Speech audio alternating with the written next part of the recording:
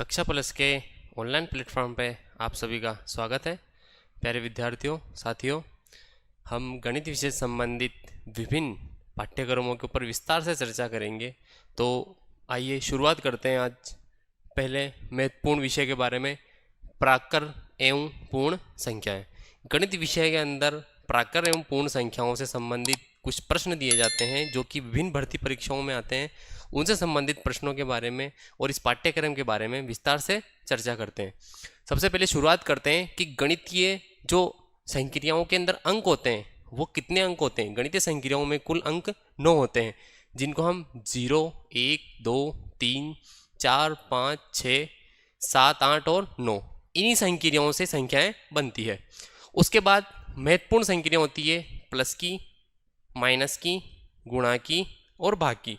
ये एक सामान्य सी चीज़ है कि गणित के अंदर इतने अंक होंगे। कई बार अंकों के बारे में प्रश्न पूछा जाता है कि गणित के अंदर मुख्य अंक कितने होते हैं। कुल 10 अंक होते हैं, जिनकी शुरुआत 0 से होती है। उसके बाद संख्याओं का वर्गीकरण, क्लासिफिकेशन ऑफ नंबर। अब अगर संख्याओं का वर्गीकरण करें, संख्याओं का वर्गीकरण से मतलब है कि हम जिस संख्याओं को बोलते हैं उस संख्या को किस प्रकार से लिखते हैं। यानी कि इकाई अंक के स्थान पे इकाई अंक को बोलते हैं, दहाई अंक के स्थान पे दहाई अंक को बोलते हैं और सैकड़े के स्थान पे सैकड़े के अंक को बोलते हैं। जिस प्रकार से यदि मैं लिख दूं संख्या 656, तो 6 को बोलेंगे 600, फिर 56, 50 और 6। यानी कि संख्या का वर्गीकरण इकाई अंक, दहाई अंक और सैकड़े के अंक। तो इसी प्रकार से प्रथम जो अंक होगा हम दाईं तरफ से गिनेंगे संख्याओं के अंकों को, इकाई अंक, दहाई अंक, सैकड़े का अंक, फिर 1000 का अंक, फिर 10,000 का अंक, फिर लाख का अंक, फिर 10 लाख का, फिर करोड़ का। इस तरह से संख्याओं का वर्गीकरण किया जाता है। जिस स्थान पे वो होते हैं उन्हें उस स्थान के नाम से बोला जाता है। जिस प्रकार से यदि हमारे पास अंक है तो इसको बोला जाएगा 5678, यानी कि ये 1000 के स्थान पे, ये सैकड़े के स्थान पे, ये दहाई के स्थान पे और ये इकाई के स्थान पे। इस प्रकार से अंकों का, संख्याओं के अंदर अंकों का अलग अलग वर्गीकरण करके उनको बोला जाता है। उसके बाद हम कुछ महत्वपूर्ण बात करते हैं कि जब हम इन संख्याओं को पढ़ रहे हैं तो इनके अंदर हमें वर्ग और घन की, यानी कि स्क्वायर और क्यूब की भी महत्वपूर्ण जानकारी होनी चाहिए। यदि हम पढ़ें इनके बारे में तो स्क्वायर, कई बार इसके प्रश्न भी कई तरह से दिए जाते हैं। तो इनको याद करने का एक ही नियम है कि वर्ग जब याद करेंगे तो उसी संख्या को उसी संख्या से गुणा करके लिखा जाता है। किसी संख्या का वर्ग याद करने के लिए आप जो संख्या दी हुई है उस संख्या को उसी संख्या से गुणा कर दीजिए। जिस प्रकार 2 को 2 से गुणा करेंगे तो 4 आएगा। इसी प्रकार से आपको कम से कम 30 तक की संख्याओं के वर्ग मिनिमम याद करने हैं। तो इनमें 1 का वर्ग, 2 का वर्ग, 3 का वर्ग, 4 का वर्ग, 5 का वर्ग और आप अन्य संख्याओं के वर्ग भी निकाल सकते हैं उस संख्या को उसी संख्या से गुणा करने के बाद। तो 30 का वर्ग होता है 900। इसी प्रकार से घन जो होता है, जिस संख्या को हम 3 बार गुणा करके लिख दें, यानी कि 1 गुणा 1 गुणा 1 तो 1, 2 गुणा 2 गुणा 2 तो 8। इसी प्रकार से 3 गुणा 3 गुणा 3 तो 27।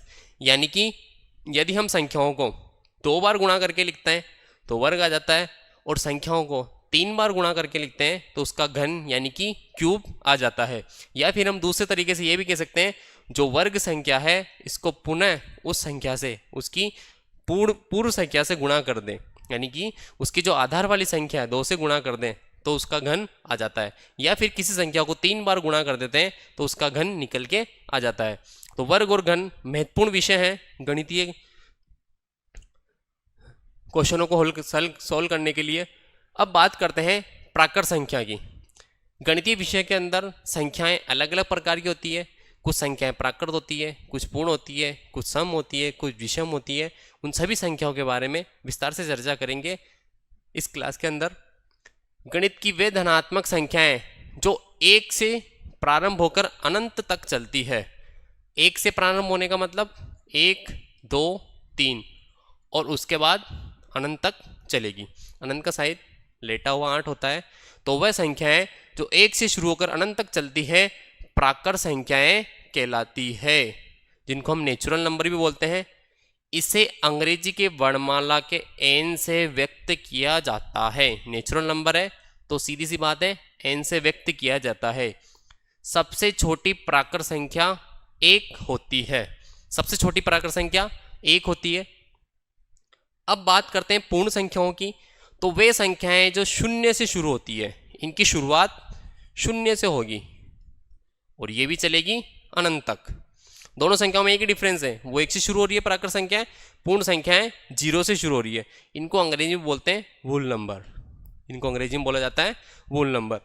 अब बात करते हैं, इन्हें अंग्रेजी वर्णमाला के W से व्यक्त किया जाता है।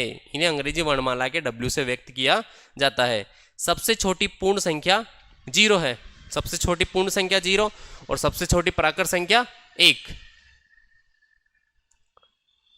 सभी प्राकृत संख्या पूर्ण संख्या होती है। सारी की सारी प्राकृत संख्याएं पूर्ण संख्याएं होती है। ऐसा प्रश्न कई बार दिया जा सकता है, कंपटीशन एग्जाम में कई बार पूछा जाता है संख्याओं से संबंधित प्रश्नों के लिए कि सभी प्राकृत संख्याएं पूर्ण संख्याएं होती है। बिल्कुल होती है, क्योंकि प्राकृत संख्या की शुरुआत ही 1 से होती है, जबकि पूर्ण संख्याओं की शुरुआत 0 से थी। लेकिन सभी पूर्ण संख्याएं प्राकृत संख्याएं नहीं होती है, क्योंकि पूर्ण संख्या में 0 सम्मिलित होता है, जबकि प्राकृत संख्या में 0 सम्मिलित नहीं होता है। यदि पूर्ण संख्या में से 0 हटा दें, क्योंकि पूर्ण संख्या शुरू कहां से होती है, 0 से शुरू होती है, और इस 0 को हटा दें तो बाकी सारी की सारी प्राकृत संख्या बन जाती है। और यदि प्राकृत संख्या में 0 को जोड़ दें तो वो सारी की सारी पूर्ण संख्याएं बन जाती है। अब बात करते हैं सम संख्या की। तो संख्याओं के बारे में चर्चा कर रहे हैं, प्राकृत के बारे में कर ली, पूर्ण के बारे में कर ली, उन्हीं से निकल के ये संख्याएं बनेगी आगे सम संख्या। वे संख्या जिनका इकाई का अंक 0, 2, 4, 6 अथवा 8 हो, यानी कि ये इकाई में होना चाहिए। जहाँ संख्याओं का वर्गीकरण पढ़ा था वहाँ इकाई अंक था। सबसे पहले दायां भाग जो अपने शरीर का होता है, दायां भाग, उसका जो पहला अंक होता है वो 0, 2, 4, 6, 8 होना चाहिए। अथवा वह संख्याएं जो 2 से पूर्ण विभाजित हो, तो 2 से पूर्ण विभाजित होने वाली भी सम संख्या होती है। और जिन संख्या का इकाई अंक 0, 2, 4, 6, 8 होता है वह संख्याएं भी सम संख्याएं होती है। अब इन सम संख्याओं के बारे में, जैसे 88, 578, 420 और 76, इन सभी का इकाई अंक 0, 4, 6, 8 इनमें से कोई ना कोई आ रहा है। 2 क्रमागत सम संख्याओं के मध्य 2 का अंतर होता है। चाहे कोई सी भी संख्या ले लीजिए क्रमागत, जैसे 12, 14, 16, 18 या फिर 32, 34, 36, 92, 94 और 96, इन सभी के बीच में लगभग 2 का ही अंतर आएगा। यानी कि अगर आप 12 से 14 के बीच में देखोगे, 14, 16 के बीच में देखोगे तो क्रमागत सम संख्या के मध्य 2 का अंतर होता है। जैसे 18, 20, 22, 24, 26 और 28, सभी संख्याओं के क्रमागत सम संख्याओं के मध्य 2 का अंतर होता है। 2 सम संख्याओं का योग, यानी कि हम 2 सम संख्याओं को योग करें, योग संक्रिया लगाते हैं 2 सम संख्याओं पे, तो वो भी निकल के आती है सम संख्या। तो वो भी निकल के आती है सम संख्या। जैसे 24 और 26 को जोड़ने पे 50 आ जाता है, और 22 और 16 को जोड़ने पे 38, क्योंकि ये भी सम संख्या, ये भी सम संख्या, और इनका योग भी सम संख्या निकल के आएगा। इसी प्रकार से 2 सम संख्याओं का अंतर भी सदैव एक सम संख्या होती है।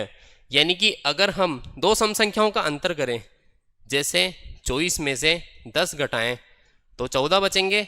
24 भी एक सम संख्या है, 10 भी एक सम संख्या है, और इनके अंतर से निकलने वाली 14 भी एक सम संख्या होती है। इनके कुछ एग्जाम्पल है, जैसे 38 में से 12 गए तो 26 बच गए। इसी प्रकार से 24 में से 10 गए तो 14 बच गए। आगे हम बात करते हैं, देखो सारी संक्रियाएं लगा के देख रहे हैं हम। सबसे पहले योग वाली देखी, फिर घटाव वाली, अब हम देख रहे हैं गुणनफल वाली। तो 2 सम संख्याओं का गुणनफल सदैव एक सम संख्या होती है। यानी कि योग किया तो भी सम संख्या निकल के आ रही है, घटाव किया तो भी सम संख्या निकल के आ रही है, और गुणा किया तो भी सम संख्या निकल के आ रही है।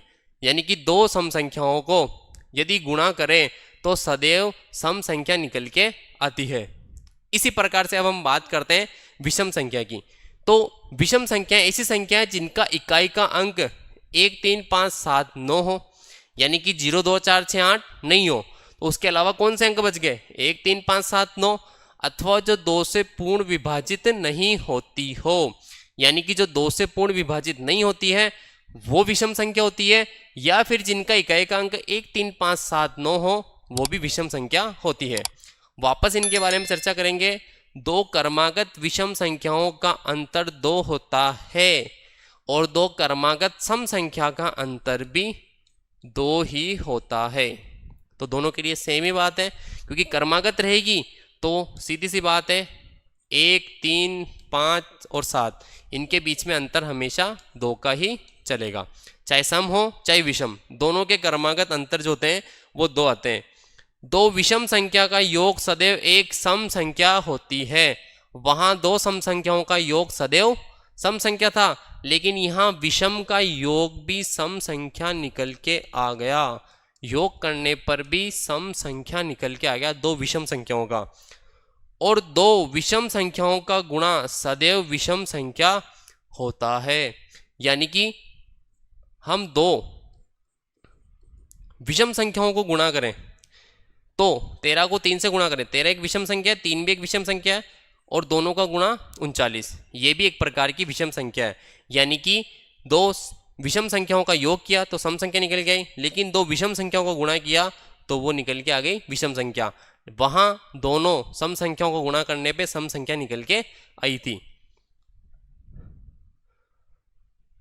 अब बात करते हैं दो विषम संख्याओं के व्यकलन की।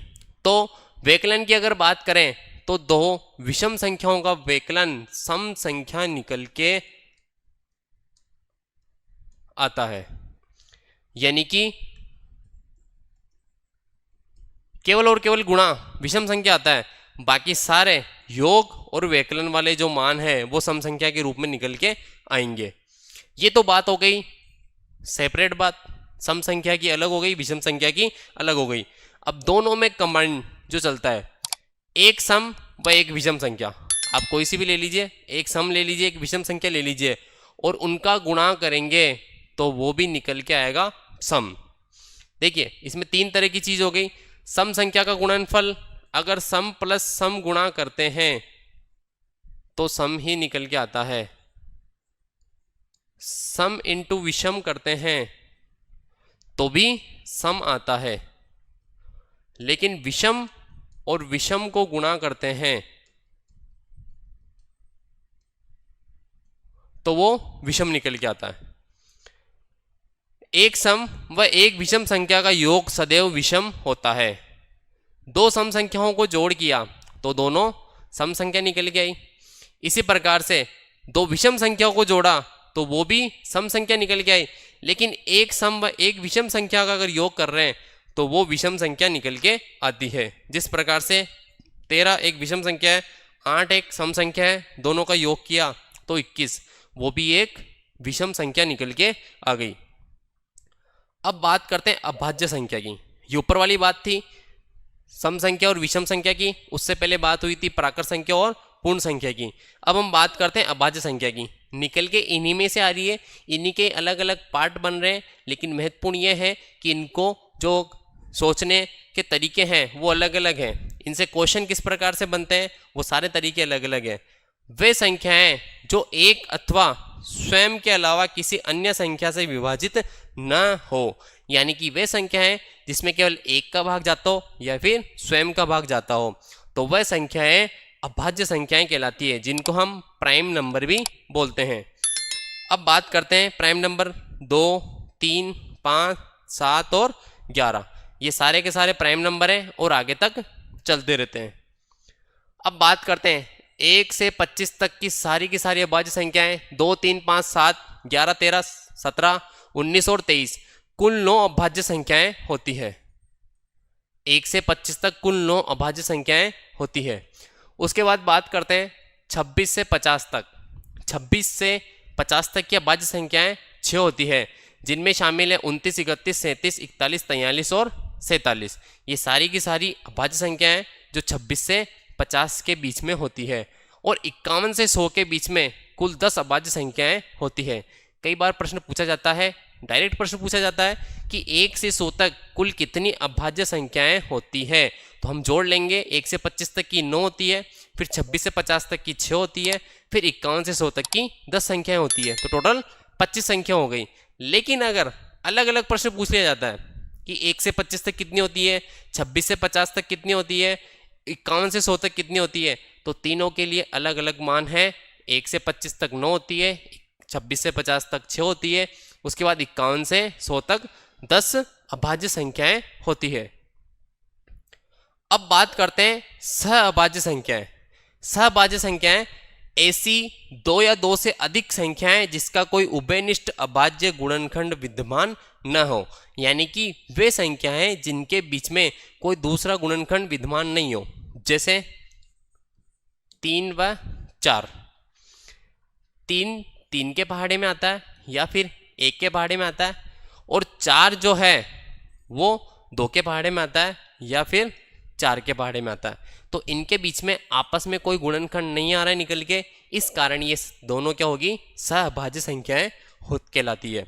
ऐसी दो या दो से अधिक संख्याएं जिसका कोई उभयनिष्ठ अभाज्य गुणनखंड विद्यमान न हो, सहअभाज्य संख्या कहलाती है। जैसे 3 व 8, इसी प्रकार 15 व 16, इनके बीच में कोई उभयनिष्ठ गुणनखंड नहीं निकल के आता है, तो ये दोनों की दोनों संख्याएं सहअभाज्य संख्याएं कहलाती है।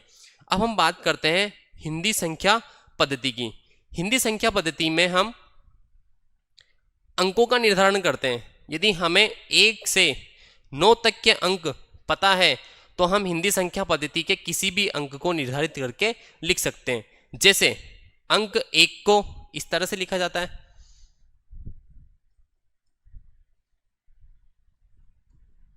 अंक 2 को सामान्य भाषा में लिखा जाता है, अंक 3 इस प्रकार से लिखा जाता है, इस प्रकार से अंक 4 लिखा जाता है, अंक 5, अंक 6, अंक 7, अंक 8, या फिर इस तरह से भी लिखा जाता है, अंक 9 और 10 तो फिर वापस आ ही जाएगा। तो इस प्रकार से हम इन अंकों का निर्धारण करते हैं। और भर्ती परीक्षाओं में जब इस प्रकार के प्रश्न पूछे जाते हैं तो वहां सीधा प्रश्न उठा के दे जाता है कि 226 को किस प्रकार से लिखा जाएगा। तो यदि हमें 1 से 9 तक के अंकों के बारे में जानकारी है तो 226 आसानी से लिख सकते हैं हम। इस प्रकार से 226 को लिखा जाएगा। 729 को किस प्रकार से लिखा जाएगा, तो हम सबसे पहले 7 की बात करते हैं। ये 7, ये 2 और ये 9, इस प्रकार से 729 को लिखा जाएगा। तो 1 से 9 तक के अंकों का निर्धारण करने के बाद हम किसी भी हिंदी संख्या पद्धति को लिख सकते हैं। उसके बाद बात आती है रोमन संख्या पद्धति। रोमन संख्या पद्धति जो होती है ये भी भर्ती परीक्षाओं में पूछी जाती है कि जिस प्रकार से हमें 1 से 10 तक के अंकों के बारे में इनकी जानकारी होनी चाहिए, उसके बाद 11 से 20 तक के अंक। लेकिन इनको लिखने का थोड़ा तरीका अलग होता है, क्योंकि जब हम हिंदी संख्या पद्धति की और गणितीय जो संख्या पद्धति है उनके बारे में बात करें तो उनमें 1 से 9 तक के अंकों के बारे में पता होना चाहिए। लेकिन यहाँ इसके बारे में अलग अलग अंकों के लिए अलग अलग प्रकार के रोमन चिन्हों का प्रयोग किया जाता है। जिस प्रकार 1 के लिए 1, 2 के लिए 2, 3 के लिए 3 और 4 के लिए 4। अब जैसे ये 5 आ गया तो रोमन संख्या पद्धति में जिस प्रकार से ये 5 है, इसके इधर वाली संख्या का मतलब होता है इससे 1 कम, यानी कि 5 से 1 कम 4।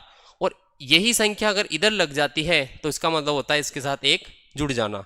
आगे भी ऐसे चलती है, 7 हो जाएगी, फिर उससे आगे भी इसी प्रकार चलेगी, 8 हो जाएगी, फिर ये होता है 10, इससे इधर आ गया तो 1 कम 9 हो गया, और यही अगर आगे बढ़ जाता है तो फिर 11 हो जाता है इसका मान। इसी प्रकार से 12, 13, फिर वही 14, 15, क्योंकि 10 तो अपने जगह चलेगा और उससे आगे वाले अंक आगे चलेंगे। और अब आगे बात आती है 20, 20 के बाद फिर वापस 30, 29 तक इसी प्रकार चलेगा। लेकिन अंक 50 को L के द्वारा लिखा जाता है, अंक 50 को L के द्वारा लिखा जाता है। अब यदि हमारे पास आ जाए अंक 56 को कैसे लिखेंगे, तो 50 लिखा L, फिर ये 5 और ये 1, 6। यदि इसी प्रकार से हमारे पास आ जाए 72, तो 72 को किस प्रकार से लिखेंगे, L, फिर 50 और 10 60, 60 और 10 70 और 2 72 इस प्रकार से लिखा जाता है। और सी को लिखा 100 को लिखा जाता है सी के द्वारा। यदि हम बात करें 150 की तो सी और एल डायरेक्ट हम मान लिख देंगे। यदि हम बात करें 156 की तो सी एल 5 और 1 6 यानी कि 156। इसी प्रकार से डी से लिखा जाता है 500 को और एम से लिखा जाता है 1000 को। जैसे यदि हम अंक 525 की बात करें तो डी का 500 फिर और ये 525, तो अंकों का अलग अलग निर्धारण किया जाता है इसके द्वारा। इनके बारे में ये महत्वपूर्ण है कि 1 से लेकर 10 तक के अंक, उसके अलावा अंक 50 को एल बोलते हैं, अंक 100 को सी बोलते हैं, अंक 500 को डी बोलते हैं और अंक 1000 को एम बोला जाता है। और इन्हीं से संबंधित संख्याओं के बारे में पूछा जाता है। आगे हम चर्चा करते हैं इन्हीं से संबंधित कुछ अन्य प्रश्नों के बारे में जिनका भर्ती परीक्षाओं में कई बार क्वेश्चन आता है। दिखने को वो क्वेश्चन छोटा होता है, लेकिन उस प्रश्न में यदि एक नंबर भी कम रह जाता है तो बहुत कुछ महत्वपूर्ण अपना पद छूट जाता है, जिस नौकरी की हम तैयारी कर रहे हैं वो छूट जाती है। तो हम बात करते हैं विभाजिता के नियम की, डिविजिबिलिटी रूल्स की। इसके प्रश्न इस तरह से आते हैं कि ये संख्या किस तरह से इससे विभाजित है, इसके स्थान पे कौन सा अंक आएगा ताकि ये विभाजित हो जाए, इसके अंदर क्या जोड़ा जाए कि ये अंक विभाजित हो जाए। तो यदि हमें विभाजिता के नियम पूर्ण रूप से याद होंगे तो हम उन परीक्षाओं के अंदर जो क्वेश्चन आते हैं उनको आसानी से हल कर सकते हैं। 2 से विभाजिता का नियम, 2 से विभाजिता का नियम अति महत्वपूर्ण यह है कि जो सम संख्या का नियम है वही 2 से विभाजिता का नियम है कि जिस संख्या का इकाई अंक 0 2 4 6 8 है वो 2 से पूर्ण विभाजित होगी। इकाई अंक देखना है, यानी कि जो जितनी भी सम संख्या है 2 से पूर्ण रूप से विभाजित होती है और सारी की सारी संख्याओं की इकाई के अंक 0 2 4 6 8 आते हैं तो वो सारी की सारी 2 से पूर्ण रूप से विभाजित होगी। केवल इकाई अंक को देखना है, यदि इकाई अंक 0 2 4 6 8 है तो 2 से पूर्ण विभाजित होगी। 3 से विभाजिता का नियम, 2 के बाद अंक 3 आता है। 3 से विभाजिता का नियम होता है कि आपको दी हुई संख्या है उनका योग कर लीजिए, उनका योग कर लीजिए। जिस प्रकार से हमारे पास एक संख्या ली हमने 723, इनका हमने योग किया। देखने में पता नहीं चल रही है कि ये 3 के पहाड़े में आती है अथवा नहीं आती है, लेकिन यदि हम इनका योग करते हैं 7 और 2 9, 9 और 3 12, तो हमने देखा 12 3 के पहाड़े में आता है तो ये पूरी की पूरी संख्या भी 3 के पहाड़े में आएगी, यानी कि 3 से पूर्ण रूप से विभाजित होगी। इसी प्रकार से एक और अंक लेते हैं 472, इसको जोड़ते हैं 7 और 4 11, 11 और 2 13, तो 13 यहाँ पे 3 के पहाड़े में नहीं आता है तो पहले जो संख्या लिखी हुई है अपने पास वो भी 3 के पहाड़े में नहीं आएगी। चाहे कितनी भी बड़ी संख्या हो, चाहे कितने अंकों की संख्या हो, उसको जोड़ लीजिए। जोड़ने के बाद यदि 3 की टेबल में आती है, 3 के पहाड़े में आती है तो विभाजित होगी अथवा विभाजित नहीं होगी। जैसे इन अंकों को जोड़ें 8 और 6 14, 14 और 3 17, 17 और 4 21, अब 21 3 के पहाड़े में आता है 7 बार तो ये संख्या भी 3 के पहाड़े में पूर्ण रूप से विभाजित होगी। प्रश्न इस प्रकार से आता है निम्नलिखित में से कौन कौन सी संख्याएं 3 से विभाजित नहीं है या कौन सी संख्या केवल 3 से विभाजित है। तो हम सारी संख्याओं को देखने के बजाय केवल उनके अंकों को जोड़ेंगे और आंसर निकाल लेंगे। 4 से विभाजिता का नियम, यदि हम 4 से विभाजिता के नियम की बात करें तो केवल पीछे वाले 2 अंक देखने हैं। पीछे वाले 2 अंक यानी इकाई अंक और दहाई अंक, दोनों अंकों की बात करते हैं। यदि इकाई अंक की बात करें, किसी संख्या का इकाई अंक और उसी संख्या का दहाई अंक यदि 4 से विभाजित है, जिस प्रकार से इस संख्या के इकाई और दहाई अंक की बात करें तो 72 है, तो 72 72 यदि 4 से विभाजित हो जाते हैं, 4 से विभाजित हो जाते हैं यानी कि 18 बार विभाजित हो गए तो ये पूरी की पूरी संख्या 4 से विभाजित हो जाएगी। इसी प्रकार से 36 4 से पूर्ण रूप से विभाजित हो जाएं तो पूरी की पूरी संख्या 4 से विभाजित हो जाएगी। यानी कि कितने अंकों की संख्या है उससे हमें कोई फर्क नहीं पड़ेगा, लेकिन पीछे के 2 अंक इकाई अंक और दहाई अंक 4 से विभाजित हो जाएंगे तो पूरी की पूरी संख्या 4 से विभाजित हो जाएगी। अलग अलग अंकों के लिए अलग अलग नियम निर्धारित है, सभी अंकों के नियमों को हमें ध्यानपूर्वक पढ़ना पड़ेगा, उसके बाद ही प्रश्न को हल करना है। 5 से विभाज्यता का नियम सबसे आसान है, इकाई अंक 0 और 5 होना चाहिए। अब इकाई अंक 0 2 में भी आ गया तो सही है बात कि वो 2 से विभाजित होगी और 5 से विभाजित होगी। तो यहाँ हम बात करेंगे 0 इकाई अंक यदि आता है तो वो 5 से विभाजित हो जाएगी और 2 से विभाजित हो जाएगी। तो सिंपल सा नियम है इसका तो कि इकाई अंक 0 या फिर 5 होना चाहिए, तो 5 से पूर्ण रूप से विभाजित हो जाएगी। इसी प्रकार से जैसे अंक आगे 545 ये भी 5 से विभाजित है, 630 ये भी 5 से विभाजित है, 7785 ये भी 5 से विभाजित है। इसी प्रकार 9850 भी 5 से पूर्ण रूप से विभाजित होगा क्योंकि इकाई अंक 0 या 5 होना चाहिए। इसी प्रकार 6 से विभाजिता का नियम, यदि 6 से विभाजिता का नियम हमें याद करना है तो उससे पहले 2 व 3 से विभाजिता का नियम याद होना जरूरी है।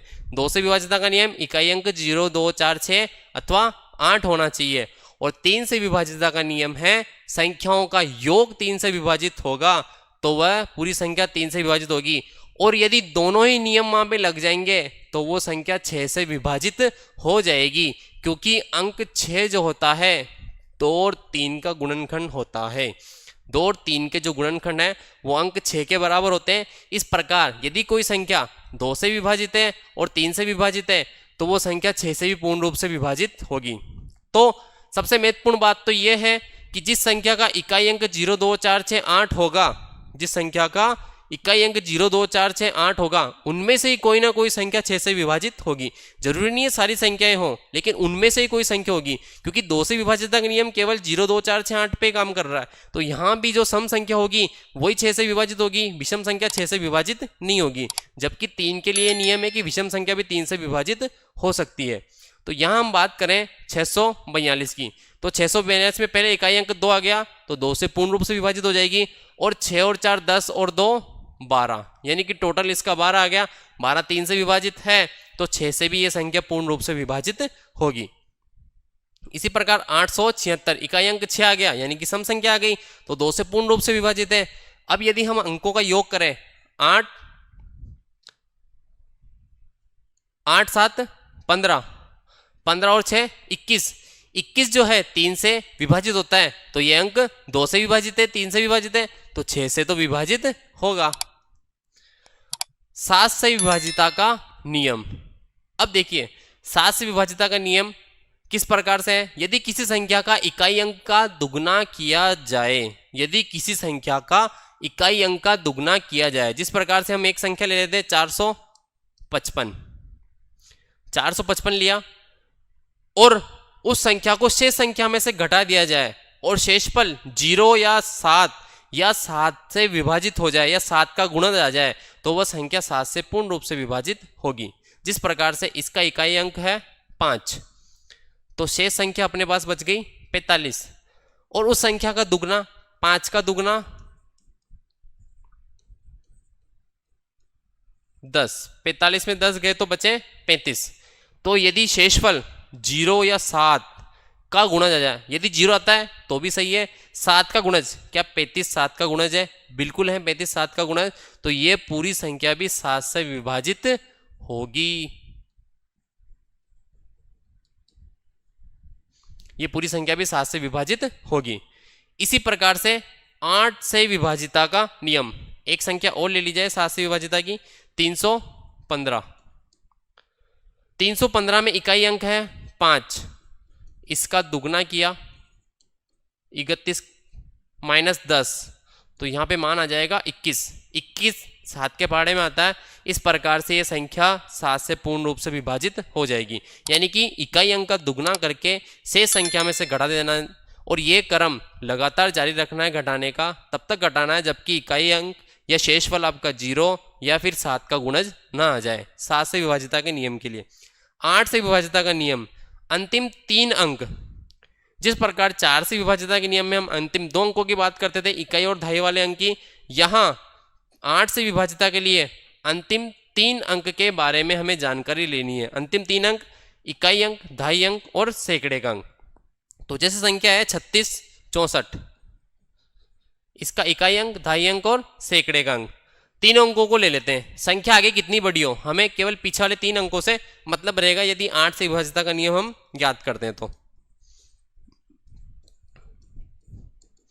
यदि हम 8 से विभाज्यता की बात करें तो ये लगभग 83 टाइम डिवाइड हो जाएगा। तो आगे कितने भी अंक और जुड़े हुए हो उससे कोई मतलब नहीं है, केवल पीछे वाले 3 अंक यदि 8 से विभाजित है तो शेष पूरी की पूरी संख्या 8 से विभाजित हो जाएगी, जिस प्रकार से है 45, 52। यदि हम अंतिम 3 अंकों के अंदर 8 से विभाज्यता की बात करें तो इसका अगर हम 8 से विभाजित करें 69 टाइम विभाजित हो गया पीछे के 3 अंक। आगे कितने भी अंक हो उससे कोई मतलब नहीं है, पीछे वाले 3 अंक यदि विभाजित हो गए तो वो पूरी संख्या 8 से विभाजित हो जाएगी। पुनः बात करते हैं हम 9 से विभाजिता की, क्योंकि हम साधारण से सीधे सीधे अंक लेके चल रहे हैं। 2, 3, 4, 5, 6, 7, 8, 9 और 10 और 11। यदि हम बात करें 9 से विभाजिता के नियम की, यदि किसी संख्या के अंकों का योग जिस प्रकार से 3 से विभाजिता का नियम था कि अंकों का योग 3 से विभाजित होता है, तो यहाँ भी यही नियम लागू होगा कि अंकों का योग यदि 9 से विभाजित हो, अंकों का योग 3 से विभाजित हो तो 3 से पूर्ण विभाजित हो जाएगी संख्या, और अंकों का योग यदि 9 से विभाजित हो तो 9 से पूर्ण विभाजित हो जाएगी पूरी पूरी संख्या। जिस प्रकार से हम बात करें इनके अंकों का योग करते हैं 8, 7, 15, 15 और 5 20, 20 और 7 27, तो इसमें 9 का भाग पूरा जाएगा। देखने में लग रहा है कि 3 का भाग भी जाएगा, ओबियसली जाएगा, लेकिन 3 और 9 से विभाजिता के नियम में अंतर है, क्योंकि 3 से विभाजिता के नियम में अंतर यह है और 9 से विभाजिता के नियम के लिए नियम यह है कि उसमें 9 का भाग जाना चाहिए। जैसे सपोज कीजिए कोई अंक आ जाता है, इन अंकों का योग हो रहा है 12, तो हम इसके अंदर केवल 3 से विभाजिता के नियम की ही बात करेंगे, क्योंकि ये 3 के लिए अप्लाई है, क्योंकि 9 से विभाजित नहीं होगा। लेकिन ये 3 से विभाजित होगा और 9 से विभाजित होगा। ओबियसली 9 जो होता है वो 3 के पहाड़े में आता है, तो 3 से विभाजित होना ही है। इसी प्रकार से 6, 9, 3 इनका योग करें, 9 और 6 15, 15 और 3 18। अब 18 9 से विभाजित होगा, संख्या पूरी 9 से विभाजित हो जाएगी। 10 से विभाजिता का नियम यही है, इकाई अंक 0 होना चाहिए। जैसे 5 से विभाजिता का नियम था, इकाई अंक 0 या 5 होना चाहिए। यहाँ 10 से विभाजिता का नियम हो गया, इकाई अंक जो है 0 होना चाहिए। अब बात करते हैं लास्ट अंक की 11 से विभाजिता के नियम के लिए। 11 से विभाजिता का नियम यह कहता है कि किसी संख्या के सम स्थानों के अंकों का योग और विषम स्थानों के अंकों का योग का अंतर 0 अथवा 11 का गुणज हो तो वह संख्या 11 से पूर्ण रूप से विभाजित होगी। तो वह संख्या 11 से पूर्ण रूप से विभाजित होगी। आइए इसका एक प्रश्न कर लेते हैं यहीं पे, जिस प्रकार से अंक दे रखा है 7029। ये एक अंक पे है, यानी पहले स्थान पे, ये दूसरे स्थान पे है, ये तीसरे स्थान पे है और ये चौथे स्थान पे। तो देखने को पता चलता है कि ये विषम स्थानों पे है और ये सम स्थानों पे। तो नियम ये कहता है कि जो सम स्थान पे है उन अंकों का योग अलग कर लीजिए। करते हैं अलग, माइनस, यानी कि सम स्थानों के अंकों का योग और विषम स्थानों के अंकों का योग। विषम स्थान पे है 7 और 2, तो इनका योग आ गया 9 और इनका भी योग आ गया 9, और उन दोनों का अंतर करना है, यानी कि सम स्थानों के अंकों का योग और विषम स्थानों के अंकों का योग और उन दोनों का अंतर करना है। तो दोनों का जो अंतर है वो 0 निकल के आ जाए अथवा 11 का गुणज आ जाए, यानी कि 11 के पहाड़े में आने वाला कोई अंक आ जाए, तो वह संख्या 11 से पूर्ण रूप से विभाजित होगी। इसी प्रकार से आगे एक और अंक है, इसके भी सम स्थानों के अंक और विषम स्थानों के अंक 13 माइनस 13 0 आ गए, तो ये संख्या भी 11 से पूर्ण रूप से विभाजित होगी। इस कक्षा में हम विभिन्न प्रकार की प्राकृत पूर्ण संख्याओं, सम संख्या, विषम संख्याओं के बारे में चर्चा की और अभाज्य सहभाज्य संख्याओं के बारे में चर्चा की, और इसी प्रकार से विभाज्यता के नियम के बारे में चर्चा की। आगे हम नेक्स्ट क्लास में इससे आगे की जानकारी देंगे संख्याओं के बारे में। आप चैनल पे जुड़े रहिए, इसको लाइक कीजिए, शेयर कीजिए और सब्सक्राइब कीजिए। धन्यवाद।